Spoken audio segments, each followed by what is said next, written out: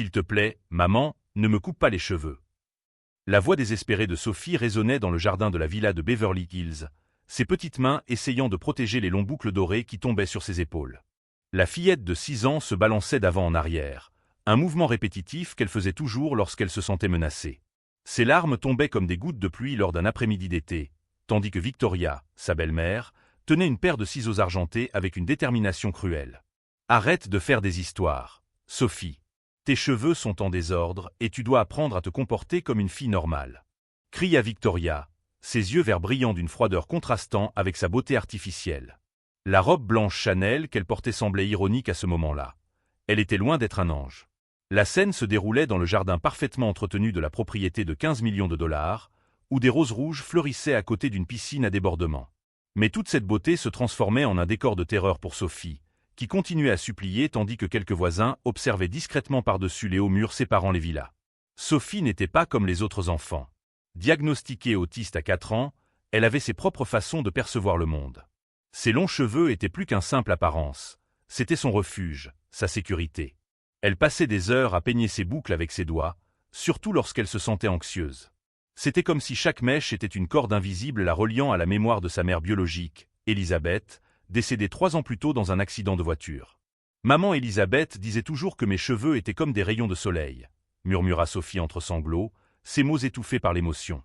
Elle avait promis que personne ne les couperait jamais. Victoria rit amèrement. « Elisabeth n'est pas là, ma chère. Et moi, je suis ta mère maintenant. Tu vas suivre mes règles ou tu l'apprendras à la dure. » La belle-mère avait patiemment attendu que Richard Sterling, le père milliardaire de Sophie et PDG de Sterling Technologies, parte au Japon pour une conférence d'affaires. 3 semaines suffiraient pour façonner Sophie selon sa vision déformée de la perfection. Victoria avait toujours ressenti de la rancune pour l'attention que Richard portait à sa fille, même si cette attention était limitée et distante. Ce que personne ne savait, pas même Richard, c'est que Victoria s'était mariée avec lui pour des intérêts financiers purs.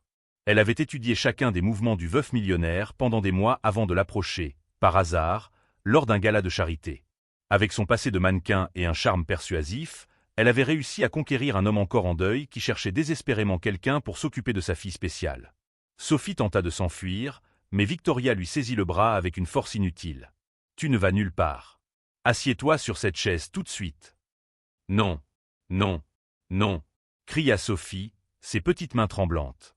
Le son des ciseaux qui s'ouvraient et se refermaient dans l'air fit battre son cœur à toute vitesse. Elle connaissait ce son. C'était le même qu'elle avait entendu dans ses pires souvenirs à l'hôpital, lorsque l'on avait dû couper ses vêtements le jour de l'accident qui avait emporté sa mère.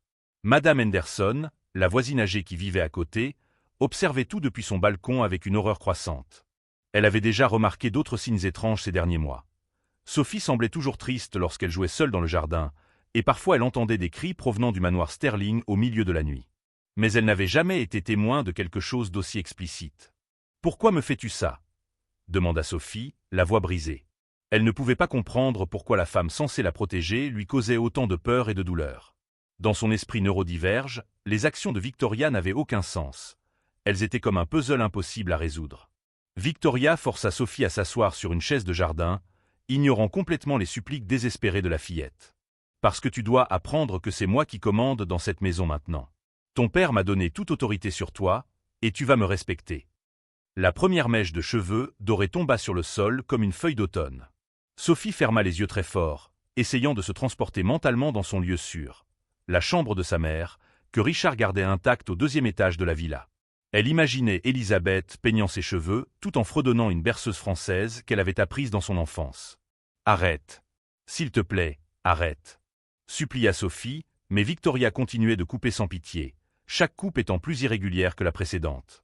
Les boucles dorées s'accumulaient au pied de la chaise comme preuve d'une cruauté inutile. Madame Henderson ne pouvait plus rester là à regarder. Elle prit son téléphone et composa le numéro de Richard Sterling, un numéro qu'elle avait gardé des années auparavant lors d'une urgence médicale concernant Sophie. Le téléphone sonna plusieurs fois jusqu'à ce qu'une secrétaire réponde. « Bureau de Monsieur Sterling, Jennifer à l'appareil. Je dois parler à Richard d'urgence. C'est à propos de Sophie, c'est une urgence. » dit Madame Henderson, la voix tremblante d'indignation. « Monsieur Sterling est en réunion à Tokyo, mais je peux essayer de transférer l'appel. » Pendant ce temps, Victoria admirait son œuvre destructrice. Les cheveux de Sophie étaient maintenant complètement inégaux, avec certaines mèches trop courtes et d'autres de longueurs aléatoires. La fillette ressemblait à un oisillon blessé, ses épaules tremblant de sanglots silencieux. « Maintenant tu as l'air présentable », dit Victoria avec une satisfaction cruelle. « Et si je découvre que tu as raconté à ton père notre petite séance de beauté, tu verras que je peux être beaucoup plus créative la prochaine fois. » Sophie toucha ses cheveux mutilés avec des doigts tremblants, sentant qu'une partie de son identité avait été arrachée de force. Chaque mèche coupée représentait une connexion perdue avec sa mère, un souvenir fragmenté, un morceau d'elle-même qui ne serait plus jamais le même. Le bruit d'une voiture freinant brusquement à l'entrée de la villa fit geler Victoria. Elle regarda le portail électronique et son visage devint instantanément pâle. Richard Sterling descendait d'une Bentley noire, son costume froissé et son expression furieuse. Il avait annulé tous ses rendez-vous à Tokyo et pris le premier vol de retour pour Los Angeles. Le milliardaire courut à travers le jardin comme un homme possédé, ses yeux se fixant d'abord sur les ciseaux dans la main de Victoria, puis sur les cheveux mutilés de Sophie, et enfin sur les boucles dorées éparpillées sur le sol comme preuve incontestable de sa négligence en tant que père. « Qu'est-ce que tu as fait à ma fille, bon sang ?» rugit Richard, sa voix résonnant dans toute la propriété.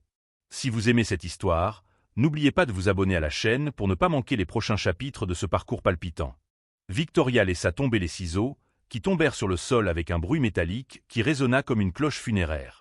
Ses yeux calculateurs passèrent rapidement de la panique à une expression de victime jouée. « Richard, chéri, tu es rentré plus tôt, » dit-elle, forçant un sourire qui n'atteignait pas ses yeux. « Je n'étais que, en train de coiffer les cheveux de Sophie. » Elle avait l'air si décoiffée.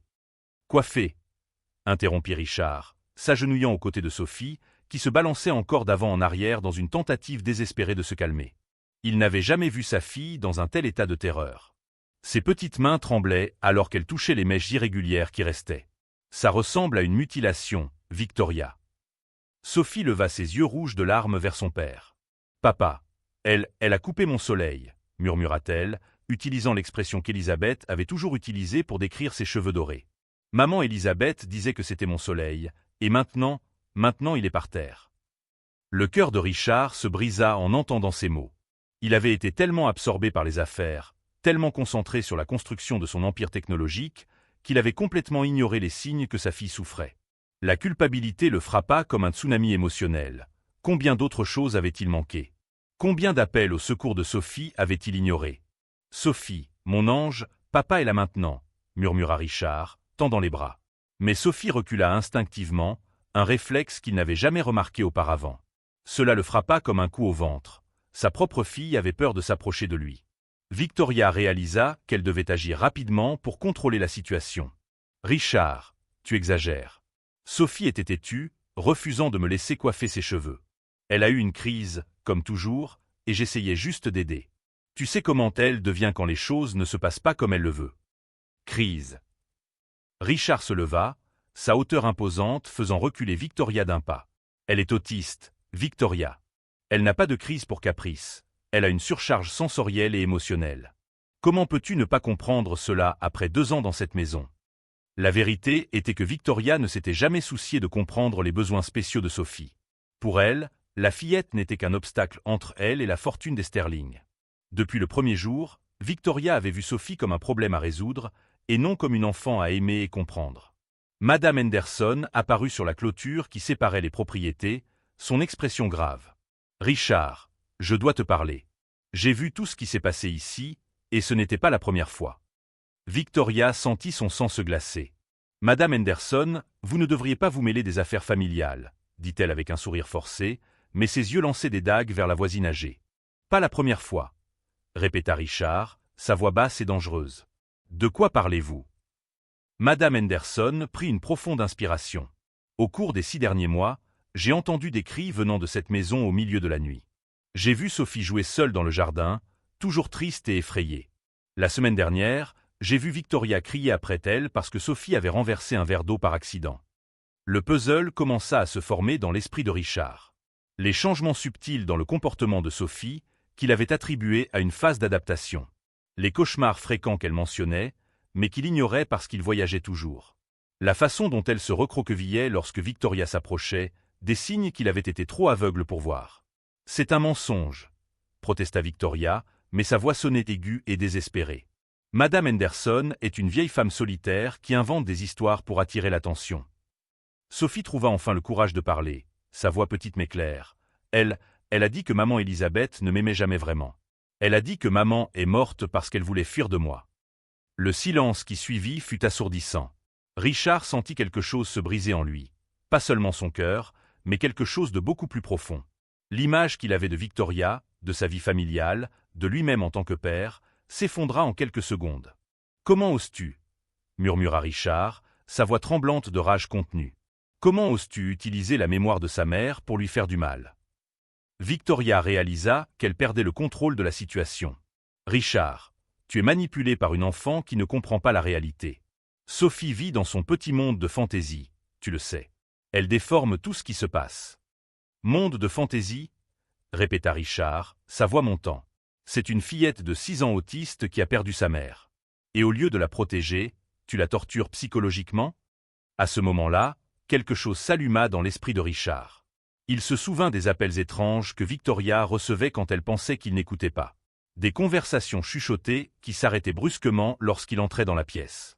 Les documents de l'entreprise qu'il trouvait parfois déplacés dans son bureau à domicile. « Tu sais ce qui est intéressant, Victoria ?» dit Richard, sa voix prenant un ton dangereusement calme. Ces 6 derniers mois, des informations confidentielles de Sterling Technologies ont été divulguées à nos concurrents. Des données sur des produits auxquels seulement 5 personnes avaient accès. Moi, mon associé David, notre secrétaire Jennifer, mon avocat Marcus et ma femme. Victoria tenta de garder son calme, mais Richard remarqua que ses mains tremblaient légèrement. « Que sous-entends-tu, Richard ?»« Je ne sous-entends rien. J'affirme un fait. » Richard sortit son téléphone de sa poche et montra l'écran à Victoria. « Pendant que tu traumatisais ma fille, mon département de sécurité a enfin tracé l'origine des fuites. Devine où les données étaient envoyées ?» Le visage de Victoria perdit toute couleur. Sur l'écran du téléphone, il y avait un rapport détaillé montrant le transfert de fichiers depuis son ordinateur portable personnel vers une entreprise concurrente appelée Technova Industries. Mais ce qu'elle ne savait pas, c'est que Richard avait découvert quelque chose d'encore plus choquant. Technova était une société écran créée par son ex-petit ami, Marcus Webb, un homme dont Victoria n'avait jamais mentionné être en contact. « Tu n'as pas seulement abusé de ma fille, » continua Richard, sa voix tranchante comme la glace. « Tu m'as trahi, volé des secrets commerciaux, et tout fait en prétendant m'aimer. Tout ça pour de l'argent. » Sophie observait la scène sans comprendre entièrement ce qui se passait, mais se rendant compte que quelque chose de très important se déroulait. Elle avait remarqué les appels secrets de Victoria, les chuchotements tard dans la nuit, mais ne savait pas comment l'expliquer à son père. Dans son esprit neurodiverge, elle avait enregistré tous ces détails comme des pièces d'un puzzle qu'elle ne pouvait assembler. Victoria tenta une dernière carte désespérée. « Richard, je peux tout expliquer. Marcus m'a fait du chantage. Il a dit qu'il raconterait des mensonges sur moi si je n'aidais pas. Je ne voulais rien faire de tout ça, mais il m'a forcé. »« Marcus Webb, » dit Richard, le nom comme du poison. « Ton ex-fiancé, qui aurait soi-disant quitté ta vie avant que tu ne me rencontres. L'homme dont tu as dit qu'il était mort dans un accident de moto il y a 3 ans. » L'expression de Victoria se transforma en panique pure. Comment Richard savait-il pour Marcus? Comment avait-il découvert le mensonge sur sa mort? Elle avait construit toute son identité sur des mensonges soigneusement élaborés, mais maintenant tout s'effondrait. « Papa, » dit Sophie doucement, tirant sur la manche de la chemise de Richard. « J'ai vu l'homme étrange ici une fois. Il avait une cicatrice ici. » Elle montra le côté gauche du visage. « Victoria a dit que c'était ton cousin, mais ils se sont embrassés quand ils pensaient que je ne regardais pas. » Richard ferma les yeux, sentant un mélange toxique de trahison, de culpabilité et de rage parcourir ses veines. Sa fille avait tout vu, l'abus émotionnel, la trahison, les mensonges, et il n'était pas là pour la protéger. L'homme qui avait construit un empire basé sur l'intelligence et l'intuition avait été complètement trompé dans sa propre maison. « Ça suffit, » dit Richard, sa voix finale et définitive. « Victoria, tu as exactement 1 heure pour faire tes valises et quitter ma maison. Si tu es encore là après ça, j'appelle la police. Tu ne peux pas me mettre dehors comme ça. Je suis ta femme. J'ai des droits. » cria Victoria, mais sa voix sonnait désespérée et vaincue. « Des droits. » Richard rit amèrement. « Tu as perdu tous tes droits au moment où tu as mis la main sur ma fille. Et pour le divorce, mes avocats préparent déjà les papiers.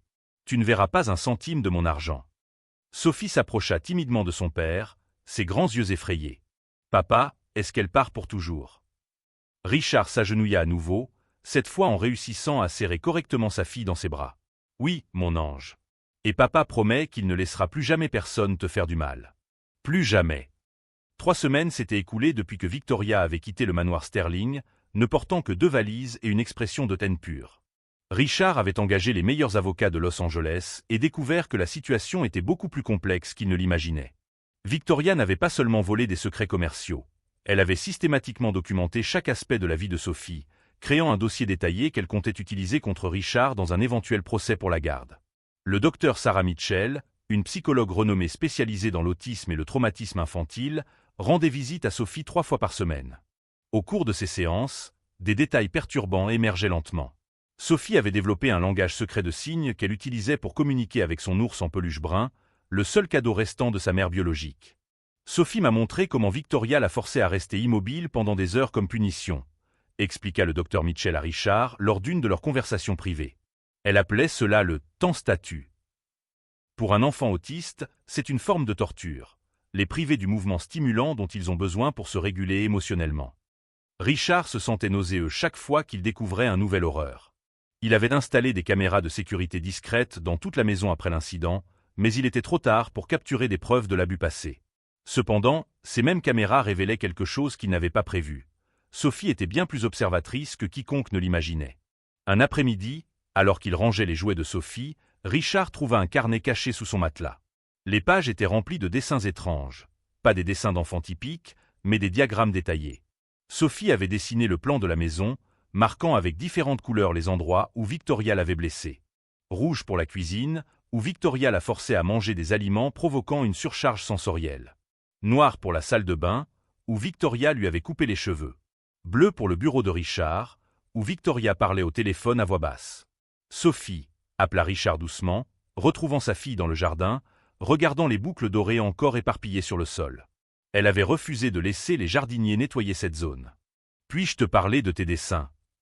Sophie secoua vigoureusement la tête. « Ce ne sont pas des dessins, papa. Ce sont des cartes. »« Des cartes. »« Des cartes des mauvais endroits et des secrets, » expliqua Sophie, sa voix prenant ce ton monotone qu'elle utilisait toujours lorsqu'elle traitait des informations complexes. Victoria pensait que je ne comprenais pas, mais j'écoute toujours. Je vois toujours. Richard s'assit par terre à côté de sa fille, essayant d'entrer dans son monde. « Quel secret as-tu vu, mon ange ?» Sophie montra l'une des caméras de sécurité que Richard avait installées. Victoria les a toutes trouvées. Elle sait où elles sont. La nuit dernière, elle est revenue. Le sang de Richard se figea. « Que as-tu dit ?» Elle a escaladé le mur arrière, là où la caméra ne voit pas à cause du grand arbre, continua Sophie, comme si elle rapportait la météo. Elle est entrée par la porte de la cuisine. Elle a encore la clé qu'elle a copiée. Elle a pris des papiers de ton bureau et les a photographiés avec un petit téléphone. Richard courut à l'intérieur, Sophie le suivant à pas rapides et irréguliers. Son bureau semblait normal, mais lorsqu'il vérifia les fichiers confidentiels, il remarqua que certains documents étaient hors de place. Victoria était revenue pour voler plus d'informations, mais comment Sophie savait-elle cela ? « Sophie, as-tu vu Victoria la nuit dernière ?»« Je ne dors jamais quand il fait sombre, » révéla Sophie, une information que Richard ignorait complètement. « L'obscurité fait des bruits étranges. Alors je reste éveillé et je vois tout depuis la fenêtre de ma chambre. » Richard se rendit compte qu'il avait complètement sous-estimé sa fille. Sophie n'était pas seulement un enfant autiste ayant besoin de protection. Elle était un témoin silencieux qui avait catalogué systématiquement tous les crimes de Victoria. Ces cartes n'étaient pas des dessins d'enfants. Elles étaient des preuves précises d'un schéma d'abus et d'espionnage. « Papa, » dit Sophie doucement, « Victoria va essayer de m'emmener loin. »« Comment le sais-tu » Sophie courut dans sa chambre et revint avec un autre carnet, rempli de notes dans son écriture enfantine, mais étonnamment organisée. « J'écris tout ce qu'elle dit au téléphone. Elle parle toujours quand elle pense que j'ai une crise, mais je n'ai pas de crise. Je fais semblant pour qu'elle révèle les secrets. » Richard ouvrit le carnet et fut choqué par ce qu'il trouva. Sophie avait transcrit des conversations entières entre Victoria et Marcus Webb, y compris des plans détaillés pour kidnapper Sophie et l'emmener dans un autre pays. Il prévoyait d'utiliser Sophie comme monnaie d'échange pour obliger Richard à abandonner le procès pénal et leur donner de l'argent. « Si nous obtenons la fille, il paiera n'importe quoi pour la récupérer, » lut Richard à voix haute dans une des notes de Sophie. « Elle vaut plus que tous les secrets de l'entreprise réunis. » Le génie de Sophie se révélait d'une manière qu'aucun test de QI ne pourrait mesurer. Son esprit autiste, que Victoria considérait comme un handicap, était devenu le dossier de preuve le plus complet contre elle. Sophie avait documenté les dates, heures, noms, numéros de téléphone et même des détails sur le plan d'évasion que Victoria et Marcus organisaient. Il y a plus, dit Sophie en tournant quelques pages. Victoria a parlé avec une femme nommée Andrea. Elle a dit qu'elle ferait semblant que tu me fais du mal pour que les juges m'enlèvent à toi.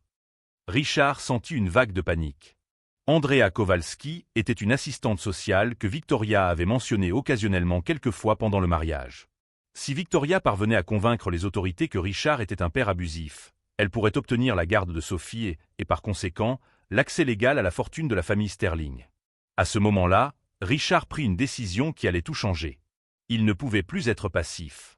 Il ne pouvait plus se fier uniquement aux avocats et au système judiciaire. Victoria jouait sale, et il devait rester un pas en avant. Sophie, ferais-tu confiance à papa si je te demandais de faire quelque chose de très important et courageux? Sophie pencha la tête, considérant la question avec le sérieux qu'elle accordait toujours aux affaires importantes. Tu vas vraiment me protéger cette fois? La question frappa Richard comme une flèche. Sophie avait perdu confiance en lui, et il devrait la regagner par des actions, pas des paroles. Oui, mon ange. Cette fois, papa va vraiment se battre. Richard appela David Chen, son associé et meilleur ami depuis l'université.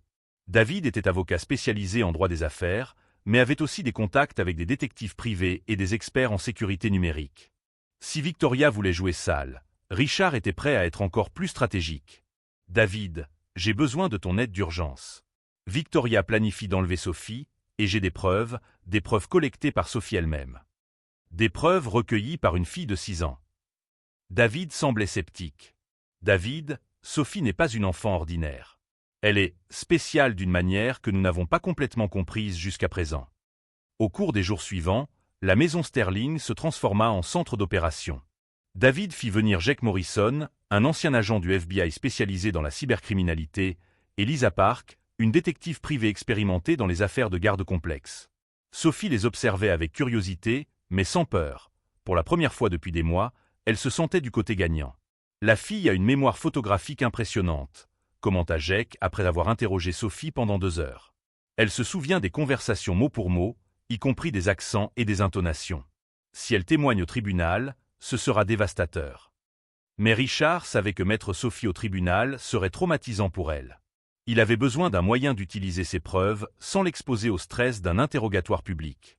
Lisa Park proposa une approche différente. « Et si nous faisions semblant de tomber dans leur piège ?» proposa Lisa. « Nous laissons Victoria penser qu'elle gagne, nous créons une situation contrôlée où elle s'incrimine elle-même, et nous enregistrons tout. » Richard rejeta d'abord l'idée. Il serait trop dangereux d'utiliser Sophie comme appât. Mais Sophie, qui avait écouté toute la conversation depuis son emplacement habituel sur le sol, jouant avec ses jouets, leva la tête et dit quelque chose qui surprit tous les adultes présents. « Je veux faire ça.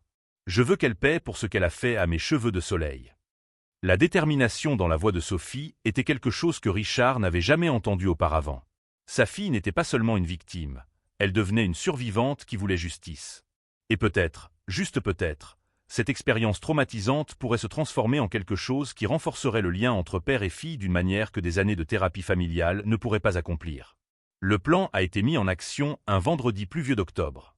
Richard avait fait semblant de licencier toute l'équipe de sécurité et envoyé de faux messages à ses contacts proches, suggérant qu'il envisageait d'abandonner le procès contre Victoria en échange d'un règlement financier. C'était un appât soigneusement préparé, et Victoria a mordu exactement comme il l'avait prévu. Sophie était assise dans la bibliothèque de la maison, faisant semblant de lire un livre sur les dinosaures, lorsqu'elle entendit le bruit familier des talons sur le marbre de l'entrée principale. Son cœur s'emballa, mais elle se força à rester calme. Jake Morrison et Lisa Park étaient cachés dans le bureau de Richard, surveillant chaque mouvement à travers des caméras cachées installées dans toutes les pièces. Richard semblait absent, mais il observait en réalité tout depuis une camionnette garée dans la rue. « Bonjour, Sophie, » dit Victoria, sa voix beaucoup trop douce, comme du miel mélangé à du poison. Elle avait changé d'apparence, cheveux foncés au lieu de blond platine, lunettes de soleil cachant ses yeux calculateurs. « Tu m'as manqué, ma chérie. » Sophie leva les yeux du livre, laissant apparaître un petit sourire sur son visage. C'était une performance soigneusement répétée. « Victoria, tu es revenue. Papa a dit que tu n'allais plus vivre ici. » « Eh bien, ça a changé, mentit Victoria doucement, s'approchant du fauteuil où Sophie était assise. Ton papa s'est rendu compte qu'il avait fait une erreur. Il m'a demandé de revenir et de m'occuper de toi pendant qu'il règle quelques problèmes au travail. Problème au travail? Demanda Sophie, inclinant la tête avec une curiosité sincère. Elle avait appris que Victoria adorait parler de ses plans lorsqu'elle pensait contrôler la situation. Des choses ennuyeuses d'adultes, répondit Victoria, mais ses yeux brillèrent de malice. Mais ne t'inquiète pas, mon amour. Bientôt nous serons loin de tous ces problèmes. Que dirais-tu d'un voyage? Juste nous deux? Sophie ferma lentement le livre, comme si elle considérait la proposition. Où ça? Dans un endroit magnifique, plein de plages et de soleil. Tu aimerais, n'est-ce pas? Victoria tendit la main. Faisons nos valises maintenant. Ce sera notre aventure spéciale. Dans le bureau, Jake Morrison ajusta ses écouteurs et fit signe à Lisa que tout était enregistré en haute définition. Victoria s'incriminait avec chaque mot, confirmant exactement ce que Sophie avait documenté dans ses cahiers secrets. Sophie se leva du fauteuil, mais au lieu de prendre la main de Victoria, elle marcha jusqu'à la fenêtre et pointa dehors. Cet homme sous la pluie vient aussi avec nous. Victoria suivit le regard de Sophie et se figea. Dehors, partiellement caché derrière un arbre, Marcus Webb attendait dans une voiture de location avec des plaques falsifiées. Il n'aurait pas dû être visible sous cet angle. C'était une erreur tactique que Victoria n'avait pas prévue. Quel homme! Victoria tenta de feindre l'ignorance, mais sa voix trembla. L'homme avec la cicatrice que tu embrasses quand tu crois que personne ne regarde, dit Sophie avec l'honnêteté brutale typique des enfants autistes. L'homme que tu as dit mort, mais qui t'aide en réalité à voler les papiers de papa. Victoria eut l'impression que le sol disparaissait sous ses pieds. Comment une enfant de 6 ans pouvait-elle savoir pour Marcus? Comment avait-elle pu relier tous ces points? Sophie, tu confonds les choses. Tu sais que parfois ton esprit invente des histoires. Je n'invente pas d'histoire, interrompit Sophie, avec une fermeté qui surprit même les enquêteurs qui l'observaient. Je me souviens de tout. Chaque mot que tu as dit. Chaque mauvaise chose que tu as faite. Sophie marcha jusqu'à la table basse et prit l'un des cahiers qu'elle avait laissé là intentionnellement. Le 15 septembre, 3h22 du matin. Tu as dit à Marcus, la fille vaut plus que n'importe quel document. Si nous l'obtenons, il nous donnera tout ce que nous voulons. Victoria arracha violemment le cahier des mains de Sophie, feuilletant les pages avec une horreur croissante.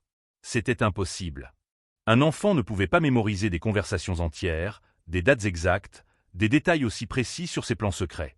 Le 20 septembre, continua Sophie, comme si elle récitait une leçon scolaire, 4h15 du matin. Tu as dit, faisons semblant qu'il la blesse. Andrea écrira un faux rapport disant que la fille a peur de lui. Les juges croient toujours les enfants. Tais-toi, cria Victoria, perdant complètement son sang-froid. Tu n'es qu'une enfant étrange et défectueuse. Personne ne te croira. Défectueuse, répéta Sophie, comme si elle goûtait quelque chose d'amer. Maman Elisabeth a toujours dit que j'étais spéciale, pas défectueuse. Elle disait que mon esprit fonctionnait comme un ordinateur très puissant. À ce moment-là, Victoria commit l'erreur fatale qui scellerait son destin. Dans sa fureur et son désespoir, elle révéla la vérité sur la mort d'Elizabeth Sterling. Une vérité que même Richard ne connaissait pas complètement. Ta précieuse maman Elisabeth, ricana Victoria amèrement. Tu veux savoir la vérité à son sujet? Elle n'est pas morte dans un accident, Sophie. Elle a découvert que je connaissais Marcus avant de rencontrer ton père. Elle a découvert nos plans et a menacé de tout révéler. Alors Marcus, disons qu'il a réglé le problème. Le silence qui suivit fut absolument dévastateur. Sophie cessa de se balancer, ses yeux fixant Victoria avec une intensité qui fit reculer instinctivement la femme. Jake Morrison, dans le bureau, dut retenir Lisa Park pour l'empêcher de se précipiter pour protéger Sophie. « Tu as tué ma maman ?»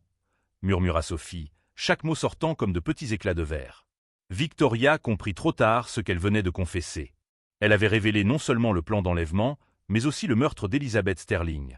Un crime qu'elle et Marcus croyaient avoir parfaitement couvert avec la mise en scène de l'accident de voiture. Je ne voulais pas dire. Tenta de se rétracter Victoria, mais il était trop tard. « Papa !» cria Sophie avec une force que personne ne savait qu'elle possédait. « Papa, elle a tué maman Elisabeth. » Les portes de la maison s'ouvrirent simultanément. Richard entra par la porte principale comme un ouragan humain, tandis que Jake Morrison et Lisa Park sortaient du bureau armes à la main. Dehors, les sirènes de police commencèrent à retentir. David Chen avait coordonné l'opération avec le département de police de Los Angeles. Victoria tenta de fuir, mais Sophie fit quelque chose que personne n'attendait. La fillette, qui avait toujours évité le contact physique, attrapa la jambe de Victoria avec une force surprenante. « Tu ne pars pas. Tu vas payer pour ce que tu as fait à maman. »« Lâche-moi, fille folle !» cria Victoria, essayant de se dégager de Sophie. « Je ne suis pas folle, » dit Sophie, regardant Victoria droit dans les yeux. « Je suis plus intelligente que toi. Et maintenant tout le monde le saura. » Richard arriva jusqu'à elle et sépara doucement Sophie de Victoria, serrant sa fille dans ses bras avec une force qui exprimait des années d'amour négligées. « Tu as été très courageuse, mon ange. Très courageuse. » Marcus Webb tenta de fuir en voyant les sirènes de police, mais fut intercepté par une équipe que David avait placée stratégiquement autour du quartier. Il fut retrouvé avec des documents falsifiés, des drogues destinées à endormir Sophie pendant l'enlèvement prévu et des billets d'avion pour un pays sans traité d'extradition avec les États-Unis. Victoria fut menottée, criant encore que Sophie mentait, que personne ne croirait les paroles d'un enfant autiste.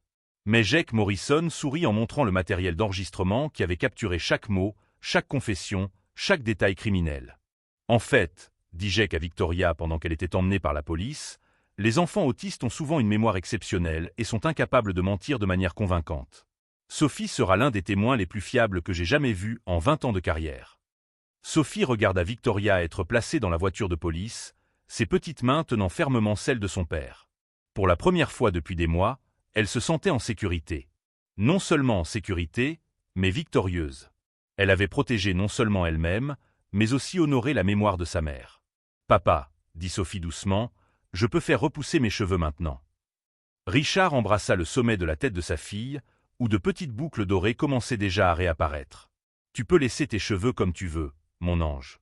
Pour toujours. » Alors que la voiture de police disparaissait sous la pluie, Sophie sourit pour la première fois depuis longtemps. Ses cheveux de soleil repousseraient, plus fort qu'avant.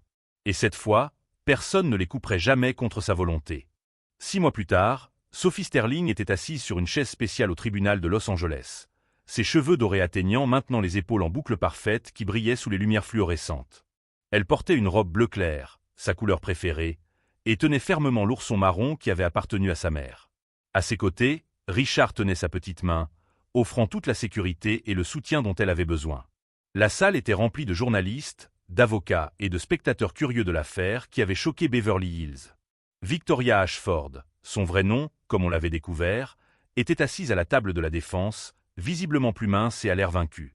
Marcus Webb avait déjà été condamné à 25 ans de prison pour meurtre au premier degré, complot et une série de crimes informatiques. « Sophie, » dit la juge Margaret Chen gentiment, « peux-tu nous raconter, avec tes propres mots, ce qui s'est passé le jour où Victoria t'a coupé les cheveux ?» Sophie inspira profondément, comme la docteure Sarah Mitchell le lui avait appris pendant des mois de préparation. Elle a dit que mes cheveux étaient en désordre et que je devais être normale, commença Sophie, d'une voix claire et ferme. Mais mes cheveux n'étaient pas en désordre. Ils étaient comme ceux de maman Elisabeth, et elle disait toujours qu'ils étaient beaux comme des rayons de soleil. Le tribunal était complètement silencieux, chaque mot de Sophie étant enregistré pour la postérité. Richard ressentait à la fois de la fierté et de la douleur. Fierté pour le courage de sa fille, douleur parce qu'elle devait revivre ces moments traumatisants. Victoria m'a tenu fermement, même quand j'ai dit « s'il te plaît, non », poursuivit Sophie. Elle m'a coupé les cheveux et a dit que j'étais étrange et défectueuse. Mais la docteure Sarah m'a appris que je ne suis pas défectueuse.